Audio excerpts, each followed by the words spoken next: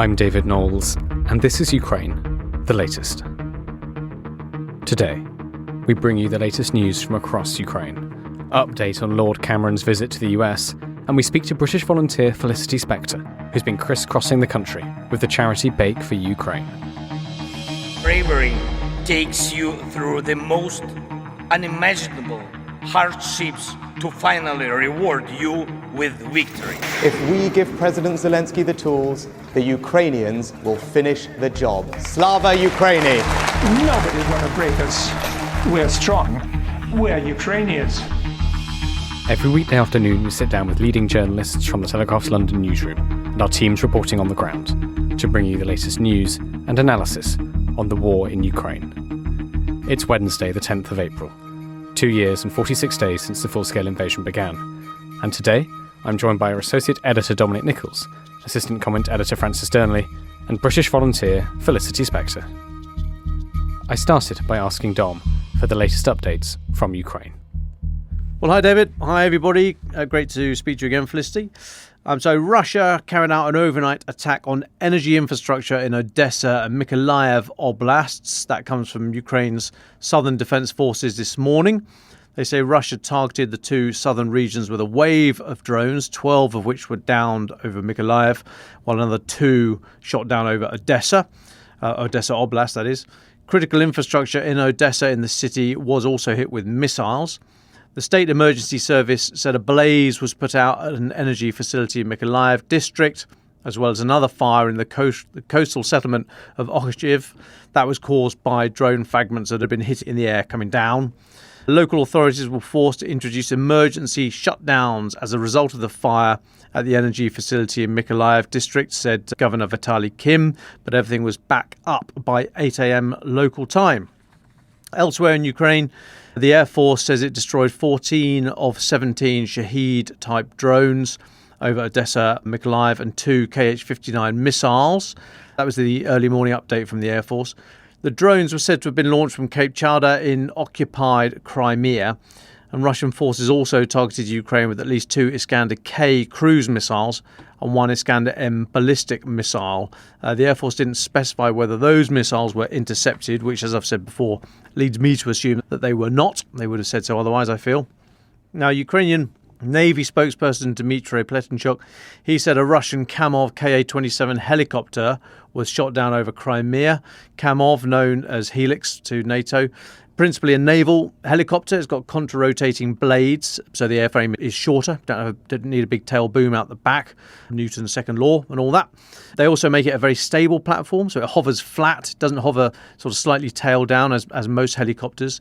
So it makes it a good platform for anti-submarine warfare, search and rescue, that kind of thing. You'll see them carried on ships accordingly.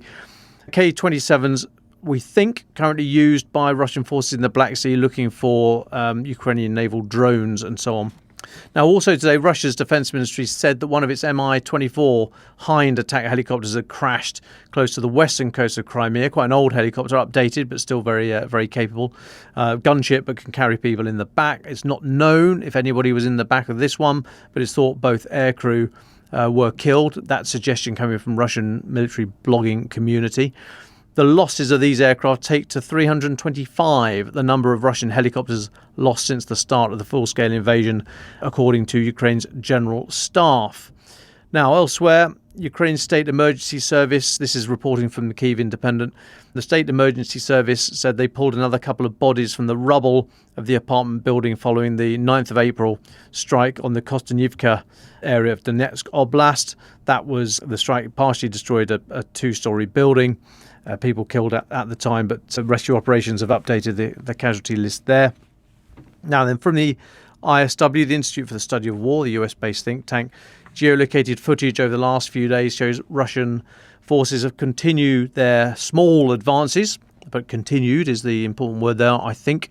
They've recently been seen to have advanced west of Avdiivka. They've likely captured Pervomyska, that's just to the northwest of Donetsk city. And they've also geolocated footage has shown them advancing to the south and southwest of Donetsk city as well.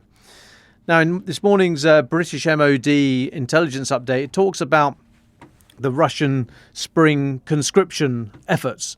And it's worth just noting, not only for the figures, but also there's been a lot of speculation lately about Russia's mobilizing hundreds of thousands of people, and a lot of comment that actually this is just normal. Other people say, no, this is their attempt to build up to 400,000, as they've said, etc., etc. So just to try and put a little bit of context around it, so British Defence Intelligence saying today that Russia continues its, as in recent years, continues the model of conscripting soldiers each spring and autumn.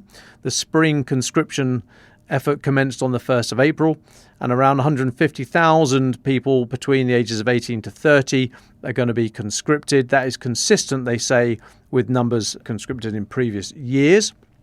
These conscripts typically serve for 12 months in all branches of Russian forces. They are not typically employed in combat roles in Ukraine. They're generally used to garrison sites across Russia. They generally form separate battalions away from those battalions that are staffed by contract service soldiers. Some conscript soldiers likely serve in Russia adjacent to the Ukraine border to provide border security, but it's rare that they themselves, as formed units, are used in Ukraine. British DI say that Russian forces in Ukraine are staffed by contract service soldiers and some reservists mobilised since 2020. Conscript soldiers commonly put under pressure to enlist as contract soldiers and then liable for service in Ukraine.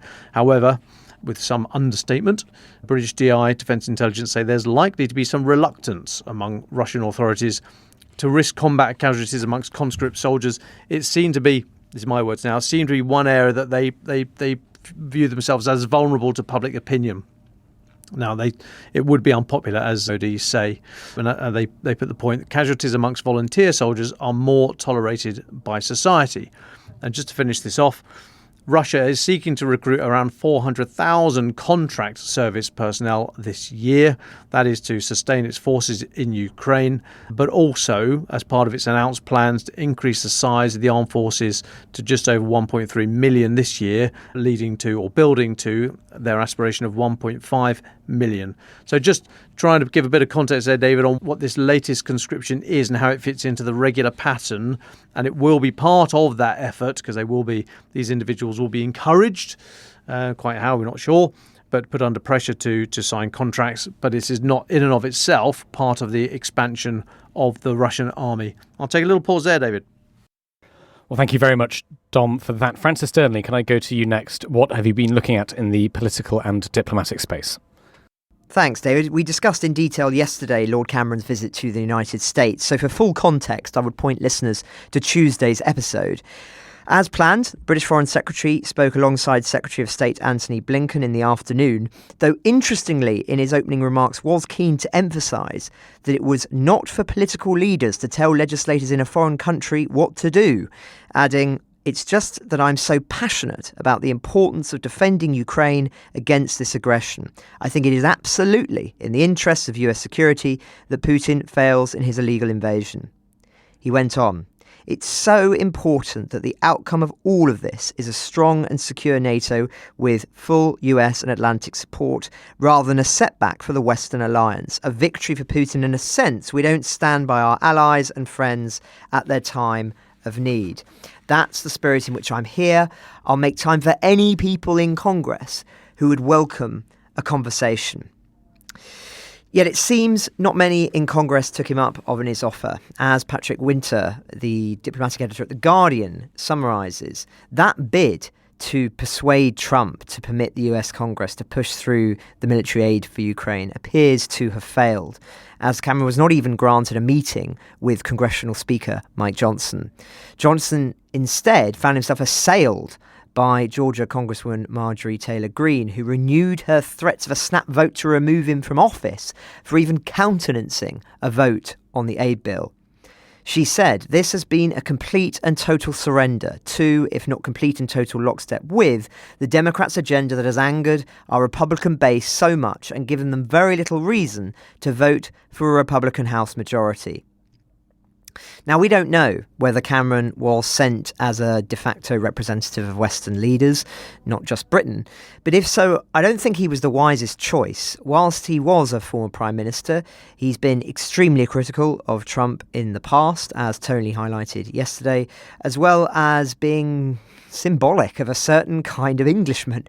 He comes across as aristocratic, he's an old Etonian, rather high and mighty, really. And given the tensions in the Republican Party, even the perception of a hectoring by a British Foreign Secretary was hardly going to sit well.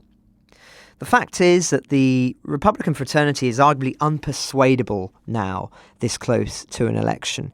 It can only be forced to act, though how exactly remains to be seen. All eyes are on Trump and whether there is some movement with regard to NATO and Ukraine. But I don't think many people are holding out much hope, although still there is an expectation that military aid package will pass at some point. But when, we have no idea.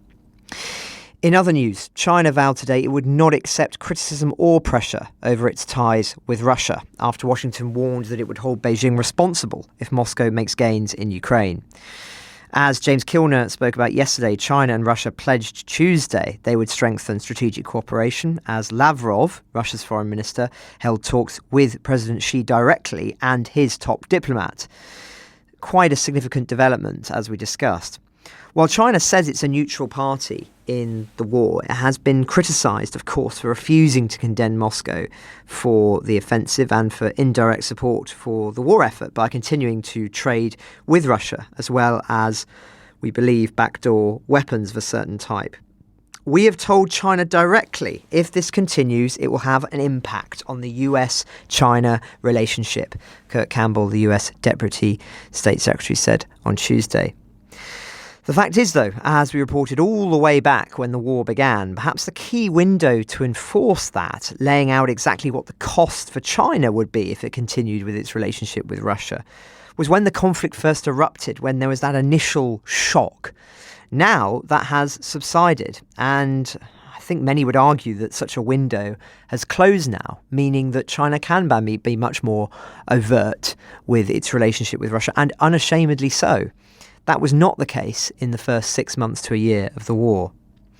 Now, onto the EU. According to the Kyiv Independent, the bloc is readying its 14th package of sanctions against Russia, which should be adopted this spring. That's coming from the EU Trade Commissioner, who spoke in Brussels yesterday. It is likely to include an extensive list of restrictive measures with a strong anti-circumnavigation angle. In the maritime sector, for example, as Russia continues to try and violate the price cap for its oil exports, said the official who serves as the EU Commission's executive vice president. So, an indication there that they are trying to find ways around circumventions of sanctions. But I think it's very, very difficult, as we've discussed quite a few times recently. The EU, the US and the G7 countries, of course, imposed, just as an example, the $60 per barrel price cap on Russian seaborne oil in December 22. Whilst initially successful, Russia later managed to largely dodge the effects by the use of its shadow fleets of uninsured tankers, as well as a lot being purchased by nations who've decided not to opt into sanctions. So really, further evidence, if needed, of the challenges of this. And it seems that every time new measures are brought in, they are immediately dispelled by there being a solution found from the opposite parties. We are seeing a numerous and troubling development, I think, on lots of different strands. But that's where we are today, David. Well, thank you very much, Francis, for that. Dom, I know you've got one more update to talk us through. It's regarding mobilisation in Ukraine before we go to Felicity. Yeah, just a note, just to update us on the mobilisation bill going through Ukraine's parliament, the Verkhovna Rada. So they started debating the second reading of the mobilisation bill, currently going through its stages. This is lawmaker Alexei Honcharenko speaking this morning. So this bill, the most important part of the bill is the provision to extend the mobilisation ages to between 25 and 60, so reducing the bottom end down to 25. This is a bill introduced by Roman Kostenko, the former senior SBU commander, now an MP, albeit back in uniform since the start of the full-scale invasion. The guy I interviewed when we were in Ukraine in February. You'll find that interview in the March 20th episode, I think. So this bill is a key component of President Zelensky's efforts to ramp up mobilization this year. He said back in December that the original version of the bill would seek a draft of between 450 and 500,000 additional conscripts, although that's now been watered down. The Commander-in-Chief now, General Alexander Syrsky, speaking on March the 29th, he said that number had been significantly reduced, but didn't put a figure on it.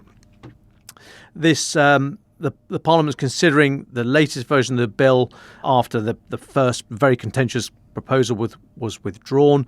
The resubmitted draft law passed its first reading on February the 7th.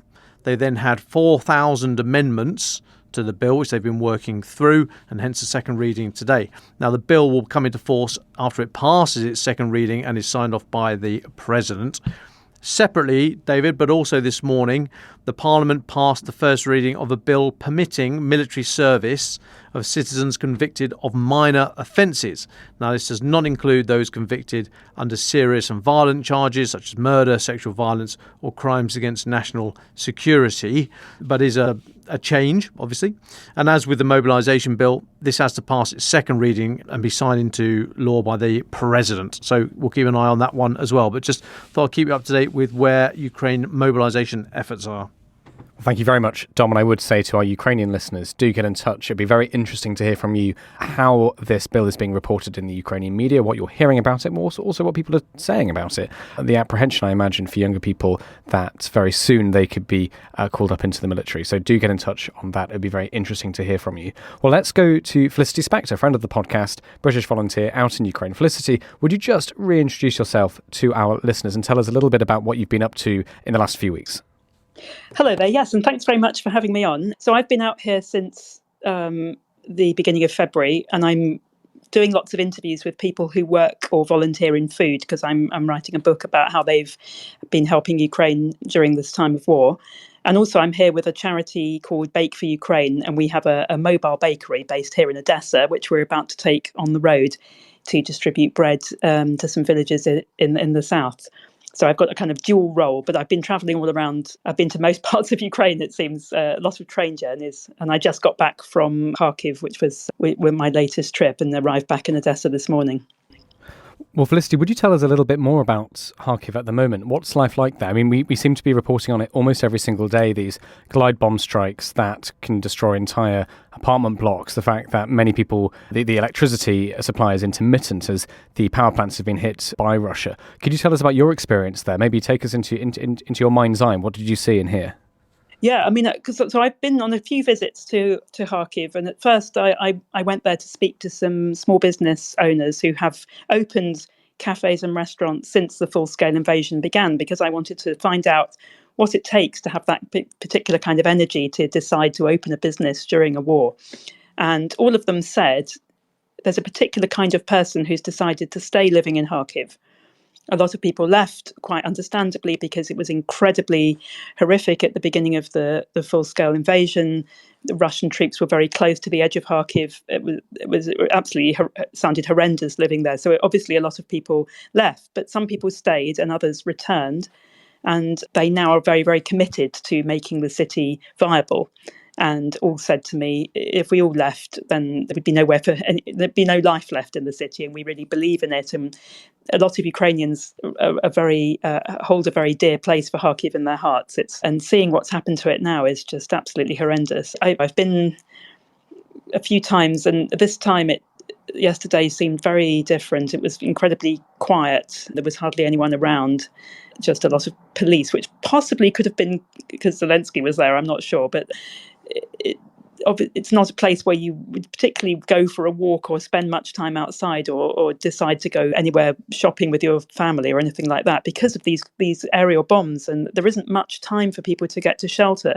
If you're lucky enough to be near the metro, that's very deep and it's kind of safe to go down there. But if you're not near a station or near anywhere, just in the street, you don't really have a long time to run and find somewhere to hide. And so that's really terrifying, because these are very dangerous, huge bombs. And in fact, yesterday afternoon at about 3:00, 2 of them fell somewhere in the city centre. And I think there were 4 casualties immediately, and people had to be dug out of the rubble. And that was in the middle of a weekday afternoon when people were just going about their business. So that's the situation for people. And the power also has made it really tricky for people to operate. People have got generators because obviously there's been problems with electricity before, but it's expensive and you've got to find fuel. And some places, which, I mean, these new businesses, one of them messaged me to anywhere where I could get a 30 kilowatt generator. We're happy to rent it, but we can't get hold of one because everyone's already using the ones that were available in the city. And I met one friend in the morning who he'd come into the local bakery cafe because they had got a Starlink and several generators. He had no electricity at home. And he said, I can't even get Wi-Fi because there's nothing to power it. So I can't work. So I've come in here, and at least here I can sit here and use the power and use their Wi-Fi connection. So at least he could operate. And then I think the power is turned on for people, if they're lucky, for sort of 4 to 6 hours in the day. And then they can use it, and then they're just left in the dark. And it's very, very dark in Kharkiv at night without any street lights or anything like that. So yeah, they're just desperate to get hold of air defence, basically. That's what everyone says. We need air defence. We need these patriots. We need to protect people who live and work in the city because it's 1.5 million people. And you can't subject people to this kind of terror and just sit there and watch. Everyone just wanted to appeal to the West or to people who have patriot systems just sitting there not doing anything useful to lend them or give them to Ukraine at a time of great need like this. And can I ask, Felicity, I mean, I was only in Kharkiv for around less than 24 hours, really, last summer, but walked around, saw as much of it as I could, and I was really struck, first of all, by, and as I'm sure you'll know, many of our listeners will know, really what a great city, what a beautiful city it is, especially in the centre, but also how it had, obviously, lots of damage. There's still lots of shell spatters and on the buildings, there's lots of MDF in the windows, in a way that you don't really encounter in Kiev, and certainly most of the cities further west. Would you say, in your trips there, that this has got worse? You said there were fewer people. What does it look like when you're looking around the main squares? I mean, to walk through, so it's interesting. It's Freedom Square, which is the big main square where the sort of city administration building is. It's the biggest square in Europe. It was completely deserted. You would normally expect to see people sort of walking around, and there's a little park thing in the centre and so on. And there was literally there was a few cars parked, but there was one or two pedestrians walking around. Interestingly, there's a cafe on one side of the square called Franik, and they were really badly damaged in a bomb attack in January. And they managed to completely rebuild the whole place. And now that's actually quite busy. You can't get a table there because people really wanted to come back and support it. Two of the other cafes that I had interviewed, the owners, one called Maker's Coffee and another one, Krakofuda, they had also both had windows smashed because of nearby missile strikes. And both of them had decided they'd boarded them up. And then they thought, sod it, we're going to rebuild them with glass again, which is kind of optimistic.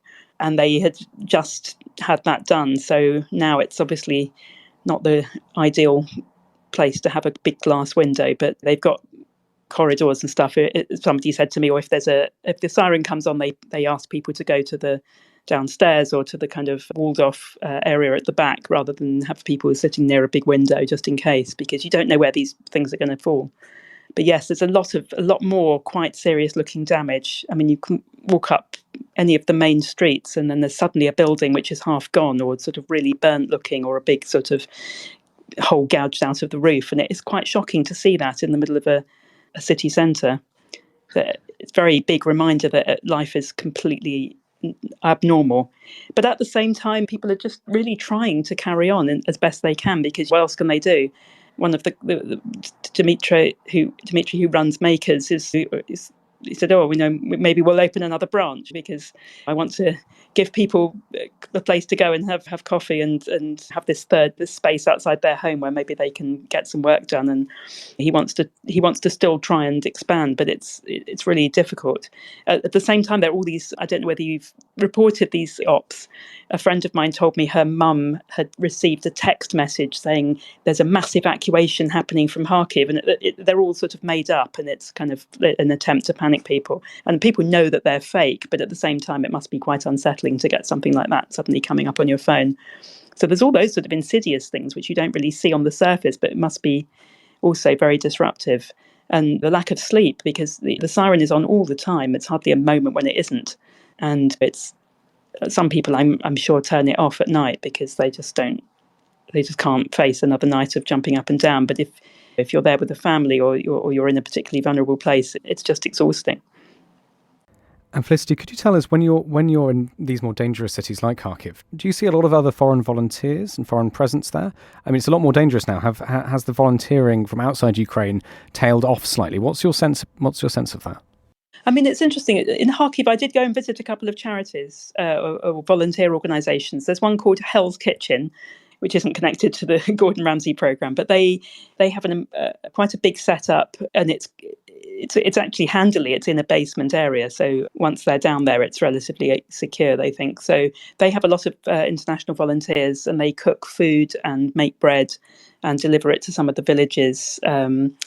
I also visited the synagogue and spoke to the chief rabbi. They've also been cooking for people and delivering bread, not just to the Jewish community, but to lots of other hospitals and other villages and things. And there's another charity I visited, called Unity and Strength, and they were helping some of the more remoter villages. There's one place near Izium, which was almost totally destroyed, and there's a lot of mines there.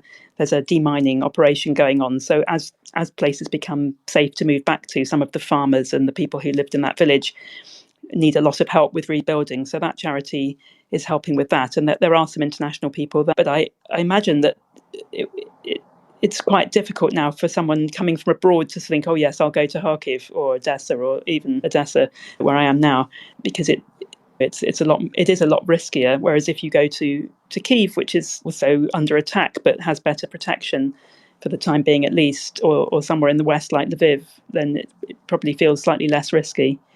But it would be a real shame. I mean, obviously there are a lot of Ukrainian volunteers, and they're the ones doing most of the work, and they're still turning up. Amazingly, have the energy to keep doing that.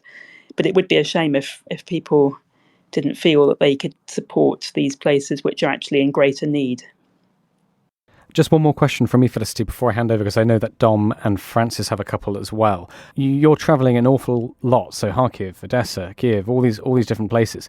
Do you detect any change amongst the Ukrainians you meet with their views on the war? If you go to Odessa, is there a certain prevailing view about what they think is going to happen or should happen? Does that differ? You go to Kharkiv, or is there a broad countrywide agreement on where they think the country is? It is really difficult, and I don't want to put words into people's mouths, because there's a lot of worry, I suppose, about how committed the West is, and that's, I think, the biggest issue. That's like, we can do this ourselves, but we do need some help, and it's not like you didn't promise this in the first place. You can't sort of half finish the job. I think a lot of people have relations in the armed forces, and obviously that's an incredibly worrying thing, and for soldiers themselves, to worry about not having enough ammunition must be really, really impossible. So those kind of issues, I think, are weighing quite heavily on people. Nobody is talking about surrendering or negotiating. There's nothing like that. It's not that people say, oh no, we can't keep going. It's just that this is a really difficult fight, and they really want and hope to still retain the support of the international community, because they feel that it's in everyone's interests for Ukraine to win the war, but they can't do it completely by themselves. I mean, now they're building up domestic production of drones and all this kind of thing. You see people making drones at home. People are incredibly inventive about how they manage to operate, but there's a limit. They're ordinary people. They're not some kind of like superhumans. They do their best, and I've never seen people who are quite so adaptable and able to cope with kind of really difficult circumstances. But that's what I think people are saying, is like, please don't stop supporting us. Don't forget about us. Felicity, hi, it's Dom here. Thanks so much for joining us. It's lunchtime here in London. Francis's rumbly tum is going 10 to the dozen next to me. So let's make it worse for him. Let's talk about food. Your book you're researching. What are you seeking to do? What are you hoping to do that hasn't been done before with reporting on Ukrainian food and recipes? And have you adjusted or included at all how Ukrainian restaurateurs and chefs and cooks have had to adapt to the uneven power supply? Have any new foods been developed? Any new recipes to be made in the absence of power or with very intermittent power? Just wondering what the focus of your book is. So basically, I'm looking at stories of I'm basically telling stories of lots of different people who work or who volunteer in food, from volunteers who deliver to frontline villages, bakeries which make free bread for people, these kitchens which cook for soldiers, and all sorts of aspects of how chefs are promoting Ukrainian culture, I suppose, through modernising Ukrainian food. And interestingly, so people say in their grandmothers, like people are used to living without resources. During Soviet times, often things were in very short supply. In the 90s, even that there were power cuts and things. So they have remembered, luckily, the old sort of techniques of their grandparents, and do a lot of pickling and preserving. And everywhere you go, you'll see someone's mum will have sent them a big cupboard load of pickled tomatoes and pickled cucumbers and beetroots and things like that. I now have an entire suitcase full of them because everybody is very generous and always gifts you an enormous jar of pickles. And you're, oh, thanks very much. Get that back to London. But it's those kind of things which people had to do in the past, which now stand them in very good stead, because when they have the availability, they quickly stash away a load of stuff just in case. So they have these cupboards full of things that will keep and don't need any cooking. And similarly, people are managing to sort of make things these dried foods, which they send to soldiers. Some quite sort of big name chefs have started doing sort of military meals, really good quality. And all you have to do is add some water and you can make sort of spaghetti carbonara or sort of porridge with dried cherries and cinnamon and things. So they're quite elaborate and not just some horrible basic bit of cardboard. And this is because people are just constantly thinking, what can I do to make things slightly less horrible? Felicity, great to speak to you. Apologies for the rumbly tummy from me. I would have bought a slice of pizza beforehand, but I'd be worried that Dom would feed it to a dog like he did in Kyiv. But anyway, Felicity, it's very interesting hearing your perspective. And as David said, you're travelling around the whole country at the moment. Of course, there's a lot of interest in the impact of the lack of there being a presidential election this year, as was expected. I'm wondering if you're seeing a fraying in trust in the government as a result, and particularly any critiques being made of President Zelensky. As we've talked about before on the podcast, without necessarily critiquing the reasons that have been given for the lack of a presidential election, the fact that it would be extremely dangerous for people to have one for one, the fact is that there are many virtues of having an election because it releases pressure on the government that builds up beneath the surface of a society. Just wonder if you've got any sense of that, or do you feel that most people are very understanding of the state of play and why there can't be this election that was scheduled in March? Thank you. Yeah, I would say so, because, I mean, Ukrainians it's a very robust democracy. People have strong opinions, which they're not afraid to argue with each other. They enjoy having a kind of discussion about things without sort of having to all pretend that they don't have an opinion. And I do meet people who didn't vote for Zelensky and probably wouldn't vote for him in a future election. But because they're in a full-scale war situation, I think pretty much everyone understands that this isn't the time to have something that's as disruptive as an election, without all the practical problems that would come up.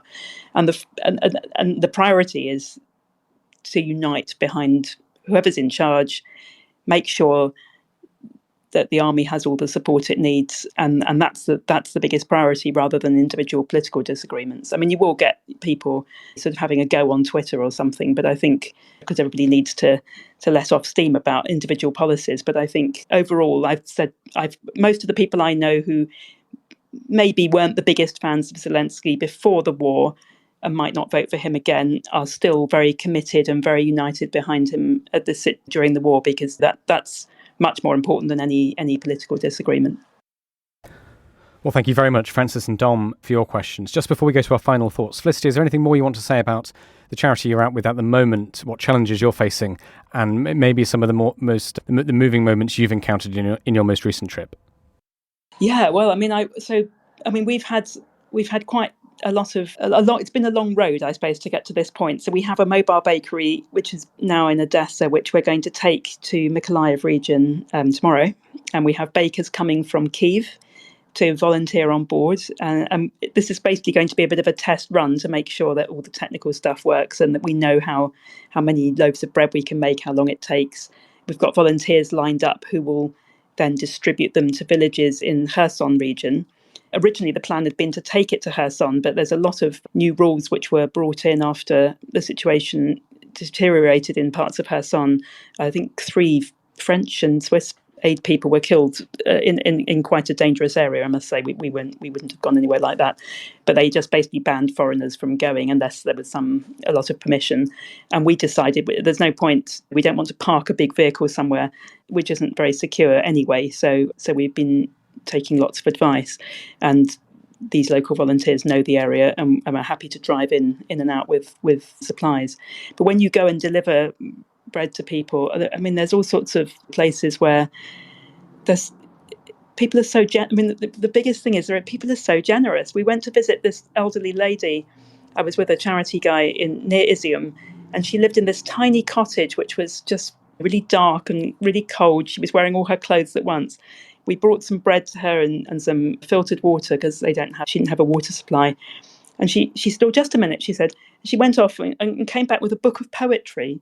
She said, here, take this. It was in Russian language anyway. I said, oh, thank you very much, some Ukrainian poet. And then she went off again and then came back with a jar of cucumbers for me. And this lady had absolutely nothing, and we were bringing her aid, and she wanted to give us something back in return. And it's those kind of moments you just think, it's really humbling. Absolutely. Well, in your final thought, do give us some of the details if listeners are interested in learning more about what you're out in Ukraine doing. Let's first, though, go to Dom or Francis. Who would like the first of the final thoughts? Me, please. Keep our eyes on the flooding situation out in the east of Russia, the southeast of Russia, around the border with Kazakhstan, as we've been reporting on for the last few days. Not only the dam that burst in Orsk or collapsed in Orsk, but also wider flooding there. I was looking at Agence France Presse, AFP, earlier on today, and they're saying the Kremlin judged the situation, in their words, very, very tense in several regions of the Urals and western Siberia, affected by the record flooding, and they say the flood peak has not yet been reached. So we've already seen very minor, and I do emphasise that, very minor public grumbling about the authorities' response to the flooding and the Orsk dam burst in particular. But these things can gather steam. So just keep an eye. Let's all keep an eye on what's happening with the flooding out in the east and the government response to it. Thank you so much, Tom. Francis Dearnley. Well, thanks, David. Yesterday I offered a few thoughts on the strategic picture as it stands, where I mentioned that there is a presumption amongst many Western powers that Article 5 of NATO is watertight, as in that an attack on one necessitates an attack or response, should I say, from all. And therefore that there is nothing that Putin can do beyond Ukraine, as it were, within the NATO sphere. But I just wanted to highlight a quote in Roland's excellent summary of what will happen if the US turns its back on NATO. He writes, contrary to popular belief, Article 5, the Mutual Defence Clause in NATO, does not oblige America or any other ally to go to war in defence of another. It only requires them to consider a response. So any sign that the US is unwilling to back the commitment with force is a potentially fatal hole in its deterrent effect. He then quotes from Ed Arnold, a research fellow for European security at RUSI. He says, I honestly think a lot of politicians in the West don't understand what NATO is, and I'm speaking as a former NATO officer. Russia could take the whole of Estonia, and the US could just send AWACS. It could impose sanctions. It could move an aircraft carrier around in the North Atlantic, and they would live up to the letter, if not the spirit, of Article 5. Europeans really need to understand that. Trump doesn't have to leave NATO to destroy it politically. He can just give one press conference saying he's not going to defend it. Now, I'll add a link in the show notes to that piece, and this is a really vital point. As Roland says, it's too often forgotten. The alliance lives and dies on its perceived strength and solidarity that there would be a strong response. It is not necessitated by the letter of the law. It is in the spirit of the law. But the spirit, as we know, can change and can be massaged with certain pledges that are then not delivered. So it does show the vulnerabilities of NATO. As soon as you get a major partner, the major partner of America, starting to sow discord about the idea that whether they would really do anything or do anything sizable or might even withdraw if Putin were to further probe, that has a major destabilising influence on the whole rest of the continent.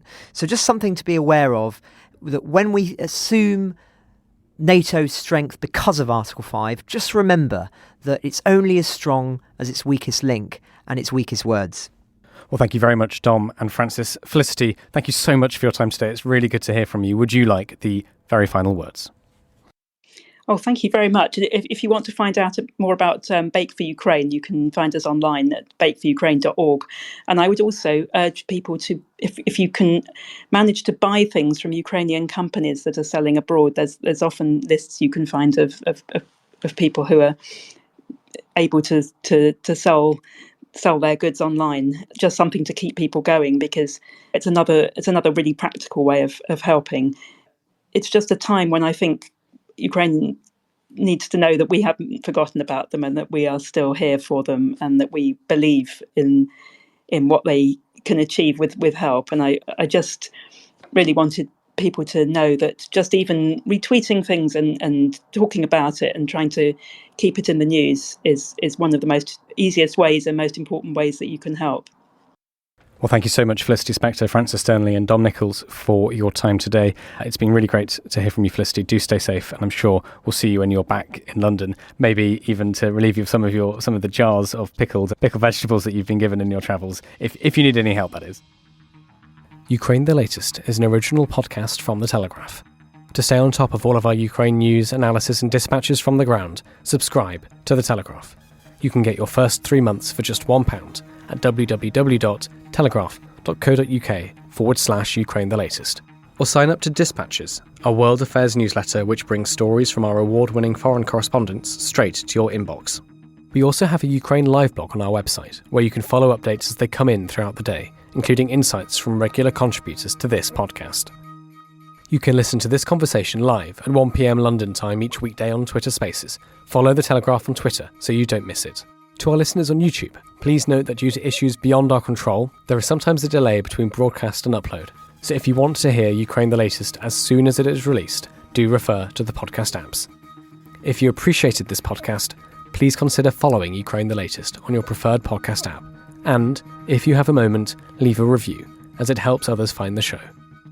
You can also get in touch directly to ask questions or give comments by emailing ukrainepod@telegraph.co.uk. We do read every message. And you can contact us directly on Twitter. You can find our Twitter handles in the description for this episode. As ever, we are especially interested to hear where you are listening from around the world. Ukraine the Latest was produced by Giles Gear, and the executive producers are David Knowles and Louisa Wells.